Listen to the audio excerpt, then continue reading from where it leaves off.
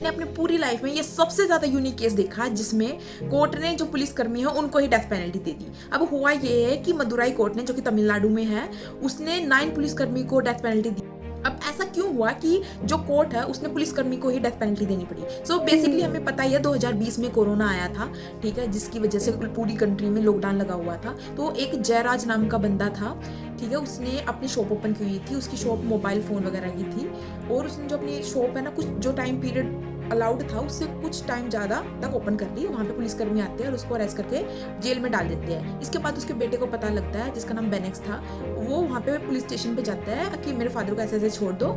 इसके बाद जो पुलिसकर्मी है उसके बेटे को भी जेल में डाल देते हैं और दोनों को इतना पीटते हैं कि दोनों की डेथ हो जाती है, जिसकी वजह से तमिलनाडु में ये केस बहुत ज़्यादा लाइक जोर शोर से इसकी आवाज़ उठाई गई थी। अब 6 साल के बाद न्याय मिला है इन दोनों बाप बेटे को, क्योंकि जो मदुराई कोर्ट है उन्होंने इन पुलिस कर्मियों को डेथ पेनल्टी दी है इसी वजह से। अगर आप मेरा ओपिनियन जानोगे तो यार मेरे हिसाब से ये बेस्ट और फैंटास्टिक जजमेंट है, क्योंकि इससे जो जनता है ना उनके दिमाग में ये इंप्रेशन जाएगा कि लोगों के सामने सब इक्वल है, चाहे आप एक पब्लिक सर्वेंट हो या नॉर्मल नागरिक हो, देश के कोई भी नॉर्मल सिटीजन हो, फर्क नहीं पड़ता।